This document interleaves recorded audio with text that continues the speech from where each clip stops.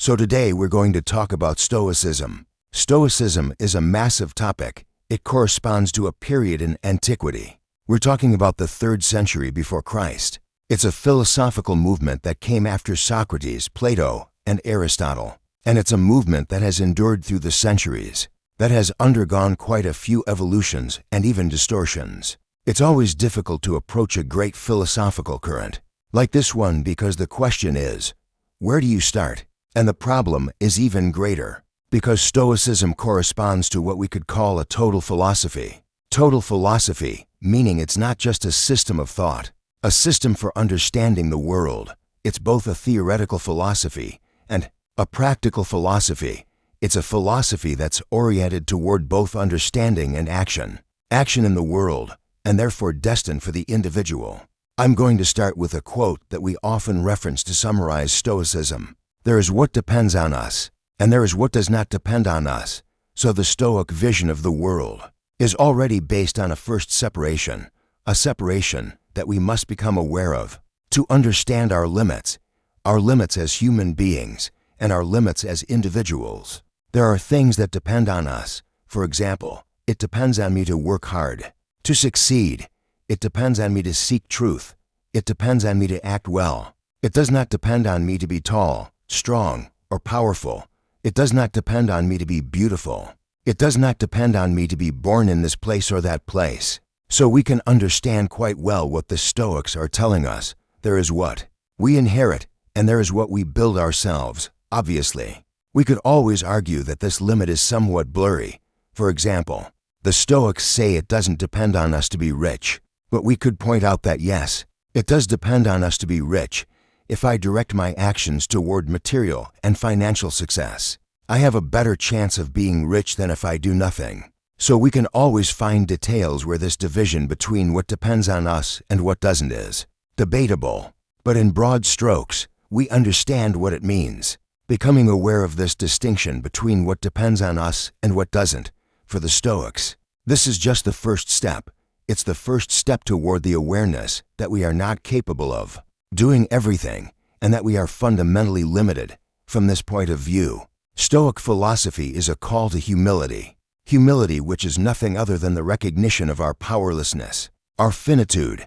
We can say it in reverse. If I have wishes, desires, or ambitions that are totally disproportionate, somehow I'm going to be confronted with my limits. I won't be able to access everything I want. And when I encounter obstacles to my desires, the problem is that I risk being unhappy. To put it simply, if I desire impossible things, I will suffer. I will suffer because I will realize that by definition, what is impossible is not accessible to me. Now this might sound totally obvious and banal. We might say, is this really philosophy? Saying that what is impossible is impossible. In a way, it's atautology. Yes. But if the Stoics take the trouble to specify this, it's because in our daily behavior, in our real behavior, we tend to forget it. We tend to believe that certain things can depend on us when they don't. And they give very concrete examples. First example, I'm aware that my life is limited. My existence on this earth is limited in time, and besides, the existence of all human beings is limited. So when someone dies, even if it's someone I cared about deeply, even someone I loved, I must accept their disappearance. I must accept the death of this person, since it's in the essence of human beings to be born, to live, and to die. Being sad because a loved one dies, for the Stoics, this is first of all a logical aberration. And it's true, it is a logical aberration. I cannot make the people I love eternal. That's a fact. So this first limit of human nature, which is death, this temporal limit, I must not only know that it exists, but I must accept it. And this is where we see that for the Stoics, understanding something, being aware of something, is not simply knowing that it exists. It's accepting it in the depths of your being, even in the depths of your flesh. And it's at this moment that we realize that Stoic philosophy is not just a theoretical philosophy, but truly a practical philosophy. It's both a philosophy and a psychology. Our life is not eternal. We must accept death. We must accept our own death. As Epicurus said, learning to live is learning to die. And philosophy is all the work of accepting death. but not accepting it as something sad or regrettable, accepting it as a necessity, accepting it as a law of nature. And it's only from the moment when I deeply accept it as a law of nature that I can free myself from the sadness, the grief, the suffering that this idea normally carries. If right now you try to imagine at what age, in what place, under what circumstances you're going to die, will you die a natural death? Will you die in your sleep? Will you die in a car accident, from an incurable disease? Immediately, what will overwhelm you is a feeling of anxiety. And this feeling of anxiety, for the Stoics, is proof that in a certain way you have it accepted. The idea of death. We find this idea a lot, both among the Stoics and the Epicureans. Death is nothing. Death is nothing. Why? Because when we live, death is not there, and when we die, we're no longer there to suffer. So ultimately, we never encounter death. Death takes us away, but in a snap of the fingers, so that we don't have time to see it. So the anxiety of death is the anxiety of an idea, not the anxiety of a reality. It's the anxiety of a mental projection. And this is where we start to approach the core of Stoic philosophy, the role of imaginary projection. That makes the individual never totally in their present reality. We're never really in the present moment, if you will. We're always in anticipation of the future or in nostalgia for the past, but ultimately, we're never really in the present. The problem with these projections is that they give birth to emotions in us, emotions that the Stoics called passions. So this is the old term for talking about emotions. Passion in Greek is called pathos, pathos which means suffering. And passion is what we are passive toward, what we undergo. Fear, regret, jealousy, envy, anger, all these are emotions. These are passions, but these are things that are first creations of our mind. And it's proof that we don't accept existence as it is. I took the example of death anxiety, but we could take tons of other examples.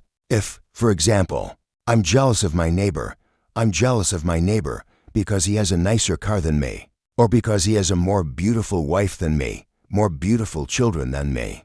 Whatever. Well, this jealousy is a projection of my mind. That is to say, if my neighbor didn't have everything that I don't have, I wouldn't be unhappy. So it's because my neighbor has what I don't have that I have this frustration. That translates into jealousy. But in this case, it's not my neighbor who is responsible, it's me. It's me who lets this thought and the emotions that flow from this thought, it's me who lets these emotions take over me, take over my emotional state. So I'm responsible for it, so it depends on me. And here we arrive at this idea of the Stoics. I must not be affected by what doesn't depend on me. All right, so first observation, there is what depends on me, there is what doesn't depend on me. Second observation, I must not be affected by what doesn't depend on me. I said earlier that fear of death was a logical aberration for the Stoics. But in fact, for the Stoics, all emotion is a logical aberration. For a simple reason, an emotion doesn't solve the problem that causes it. Actually, for the Stoics, the cause of our emotions is ourselves, but we spontaneously identify the cause of our emotions with something external to us. If I'm angry, it's not my fault, it's because someone made me angry, because someone put me in anger. For the Stoics, this is bullshit. If we're angry, it's because we can't control our emotions, and the other person is just a pretext to justify our anger, that is, to justify our inability to control our emotions. We are responsible for our emotions. Proof of this, there are people who manage their emotions very well. There are people who manage not to let themselves be disturbed or affected by external events, including events that can appear extremely serious and painful.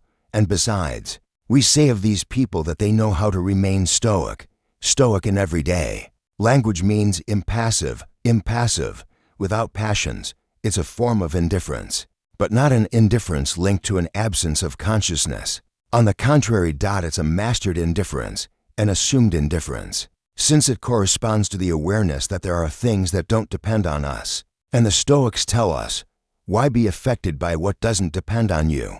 It won't solve the problem. Anger won't make the reasons for anger disappear. Jealousy won't make the reasons for jealousy disappear. For the Stoics, emotions are a bit like the heat produced by energy that we can't channel. So we need to externalize this energy through an emotion, but it doesn't solve the problem. If I bang my knee against the corner of my coffee table, I can insult my coffee table or hit it all I want. It won't make my pain disappear. Well, maybe. It will allow me to expend the energy that's due to my pain and the anger that results from this pain. If I watch a TV show with a certain guest as the main invitee, I can insult him and throw my remote control through my TV all I want. It won't solve anything. So what the Stoics tell us is that it's useless to be in emotion, and that through our emotions, we actually mask our inability to accept the world as it is. That's why another quote from the Stoics is, "Don't seek to change reality, but change the point of view you have on reality." Now obviously, we're going to say, what is this philosophy? Which is ultimately a philosophy of submission, a philosophy of passivity. It's legitimate to say that, if I accept everything, it's a form of renunciation. It amounts to saying I must accept injustices. I must accept, for example, that someone can lie to me, steal from me, deceive me. I must accept my neighbor's immorality, because the Stoics tell me that if I don't accept, then I'm in madness. Yes and no.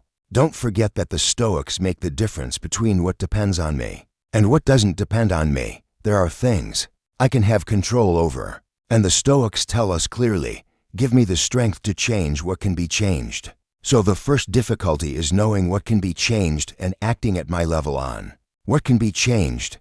But I must not have pretensions that are beyond my means. I must not think that I'm capable of revolutionizing the world all by myself with my little arms. I must accept that the changes I can bring, the transformations I can operate on the world, well, they will be in the image of my capabilities. That is to say, not much, relatively to the world, not much. But I have the choice between doing what I can do and giving up by saying, after all, it's useless. I have the choice. I can accept to give up and tell myself what's the point. But, in this case, for the Stoics, I'm not doing what depends on me. I abandon. I give up. I resign.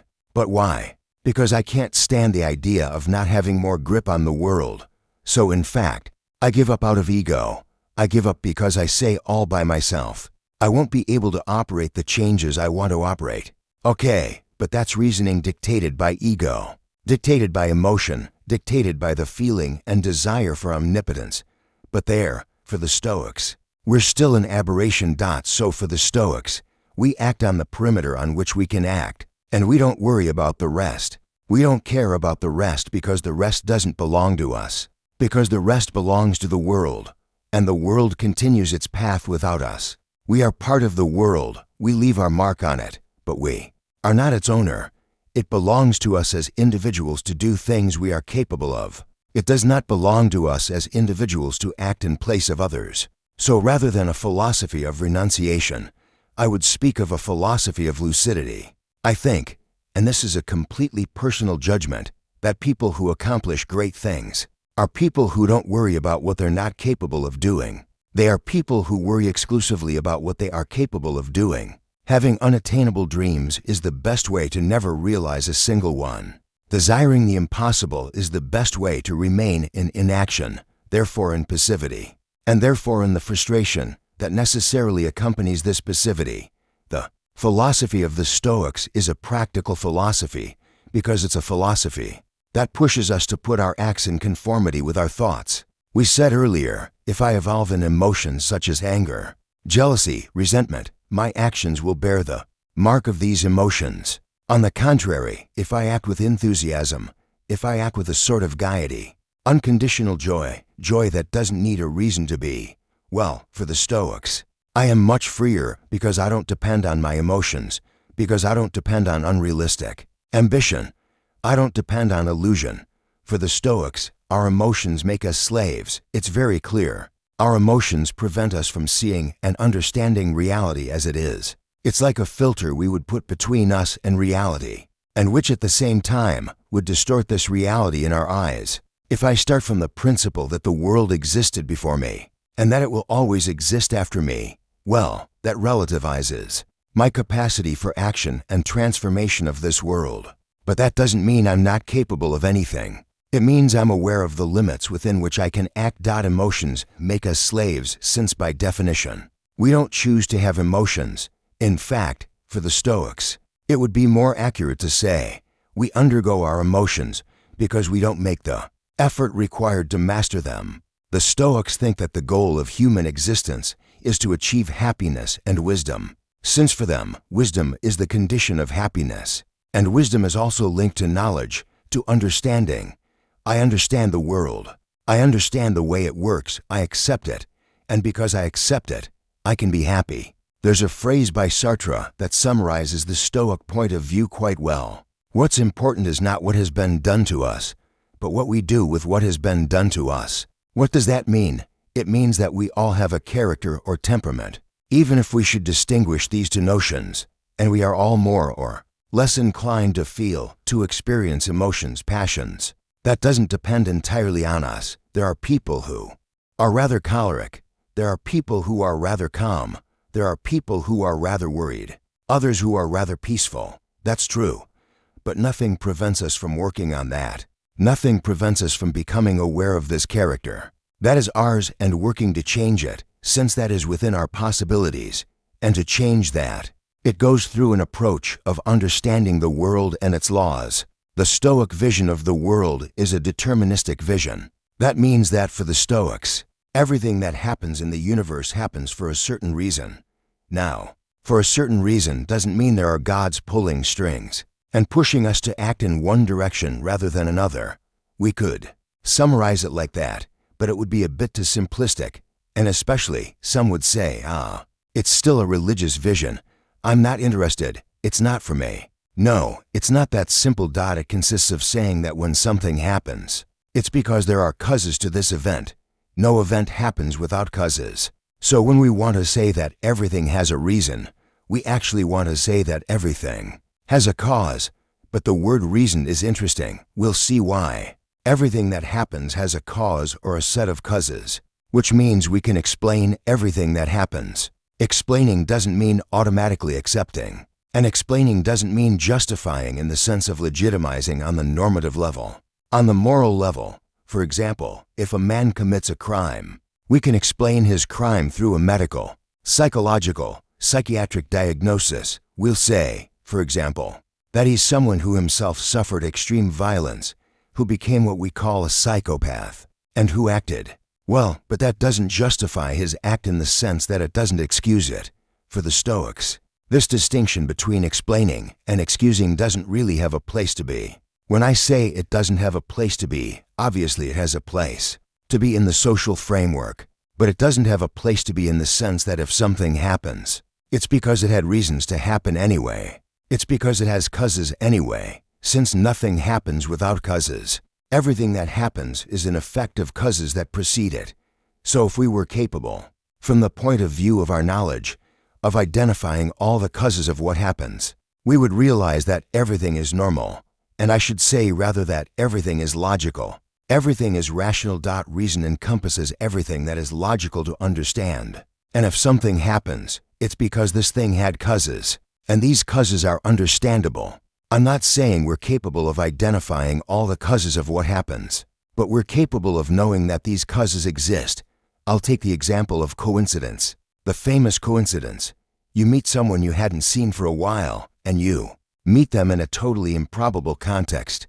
It's not possible that we meet here, there, now. What a coincidence. Coincidence, or rather the feeling of extraordinary coincidence, is something we've all experienced, but which for the Stoics corresponds only to our individual point of view. And if we wanted to be a bit mean, we'd say it corresponds to our ignorant point of view. Ignorant because we are actually surprised by something when we don't know its causes. That's what surprise is. We ignore the causes. But if we had known the causes of the event before this event happened, we would have been able to anticipate it. We would have been able to predict it as the logical, rational, necessary consequence of these causes. I'll take an image. Imagine you're in the sky and you have a view of a city. You see all the streets between the buildings, and therefore you see all the people moving around. And therefore you're able to see when the people are going to cross at a street corner. Because you have the omniscient point of view, you're above. and therefore you see the encounter before the encounter takes place for you. Nothing is surprising, but for the individuals who meet and bump into each other at the street corner, it's extraordinary. So it's a question of point of view actually. Surprise, astonishment, coincidence. The feeling of coincidence, it's a feeling that's specific to the individual. But if the individual were capable of elevating themselves from a rational point of view, that is, from an objective point of view, from the omniscient point of view, well, actually they wouldn't be surprised. They would expect it. For the Stoics, nothing that happens is astonishing, because they adopt this omniscient point of view, because they know that when something happens, it's because there were reasons for it to happen, and that's determinism. It's the fact of saying that everything that happens is the necessary effect, that is, the fatal effect, of causes that precede this event. For the Stoics, the universe is totally rational. If it's rational, it obeys the laws of logic. It's therefore understandable in its totality. If the real is rational, if the real is logical, man must, as much as possible, conform to this model of rationality. Man, as part of the universe, must seek to behave like this universe. The more he behaves like the universe, that is, in a rational and logical manner, the less he will be subject to suffering, frustration, sadness, in short, the less he will be subject to his emotions. The more he approaches this model of rationality, the freer he will be, and the freer he is, the happier he will be. Happiness is when I become capable of no longer depending on my emotions, which are like leeches that prevent me from deploying my rational potential. Now, obviously, we could say, what is this totally inhuman model? Yes, indeed. We can consider that it's something completely inaccessible to human beings. This capacity for absolute objectivity, that means we're no longer going to depend on our emotions. We can consider it, but the Stoics don't care. The Stoics say, are we capable of moving toward this ideal? Are we capable of freeing ourselves from the influence of our emotions? Yes, we are capable of it. But it's not easy. Obviously, it's not easy. But the Stoics never said that wisdom was easy. Philosophers in general have never said that happiness or knowledge were easy things. They say it's possible, it's doable.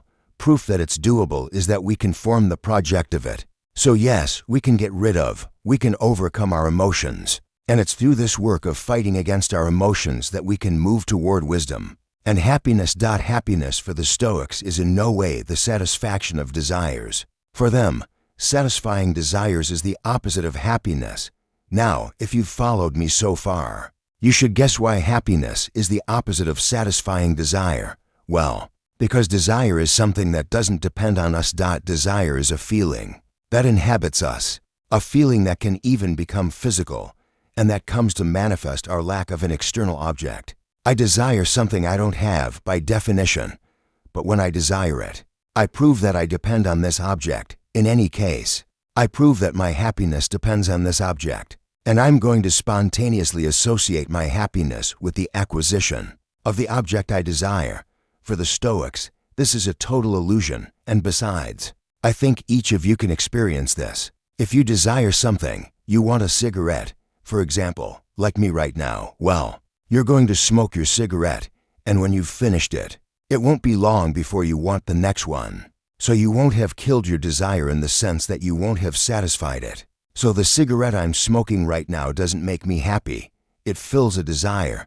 It fills a lack, but one that won't fail to resurface in some time. So happiness is not getting something we desire. Happiness is no longer depending on our desires. Happiness is no longer desiring. I desire something when I'm lacking. Inevitably, when I'm no longer lacking, when I'm fulfilled, well, I no longer desire. We can be happy in illness. We can be happy in solitude. We can even be happy in physical suffering. Besides, this reminds me of another quote from Epictetus. Epictetus was a slave, since there were slaves who were Stoics, and you're going to tell me, well, it was better to be a Stoic when you were a slave. It helped you endure. That's true, but there were emperors who were Stoics, like Marcus Aurelius, for example. Epictetus reports an anecdote at one point. He said that someone was trying to break his arm by twisting it, and he had said, "You're going to end up breaking my arm," and then his arm breaks, and he says, Ah well, you see, I told you so. So it's a somewhat amusing quote to say that the total Stoic, the accomplished Stoic, is one who is capable of being in pure observation, without any emotions, and without any expression of suffering. Now yes, we can consider that it's an ideal. That's a bit difficult to achieve.